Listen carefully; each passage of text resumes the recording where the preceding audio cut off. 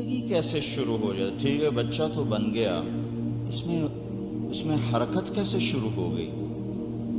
اس میں سوچنے سمجھنے بولنے کی طاقت کیسے پیدا ہو گئی؟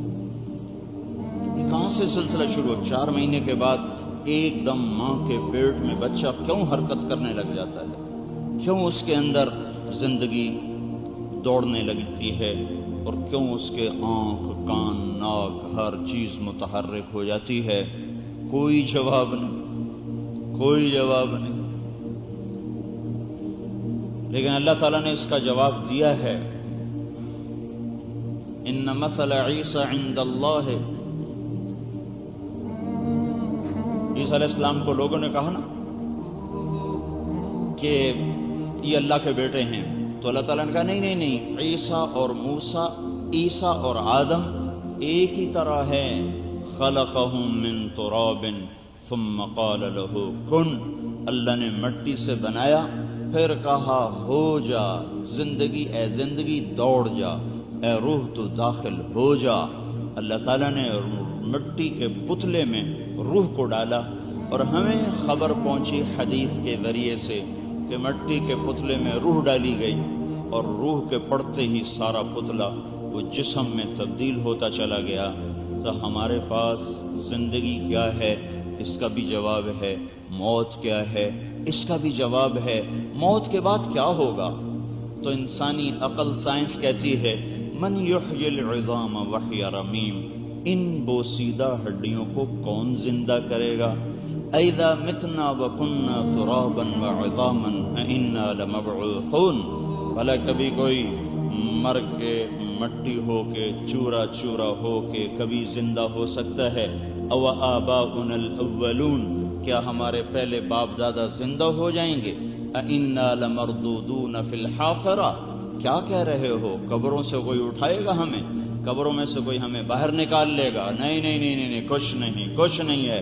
ہیہات لما توعدون، یہی زندگی ہے، موت کے بعد کچھ نہیں۔ ان ہی الا حیاتنا الدنیا نموت ونحیا، یہی زندگی ہے موت سے پہلے کی، موت کے بعد کوئی زندگی نہیں۔ وما نحن بمبعوثین، موت کے بعد کوئی زندگی نہیں، کوئی زندگی نہیں، کچھ نہیں ہے، سب صفر۔ یہ عقل کا جواب ہے، انسانی عقل، انسان کی سائنس اور آج کی ٹیکنالوجی یہی کہتی بس مر گیا، ختم، مر گیا، مٹی ہو گیا۔ میرے آپ کے رب نے جواب دیا نہیں نہیں، ایحسب الانسان ان یترک سدی، کیا سمجھتے ہو موت کے بعد تمہیں چھوڑ دیا جائے گا؟ الم یک نطفۃ من منی یمنی، بھول گئے جب تم ٹپکتی منی تھے، ثم کان علقۃ فخلق فسوی، پھر بھول گئے جس نے تمہیں منی سے علقہ، علقہ سے مضغہ، مضغہ سے عظام، عظام پہ گوشت، گوشت پہ کھال، پھر اس کے اندر نین نقش اور اعضاء جوارے، پھر اس میں روح کو ڈالا، پھر اس نے تمہیں زندگی بخشی۔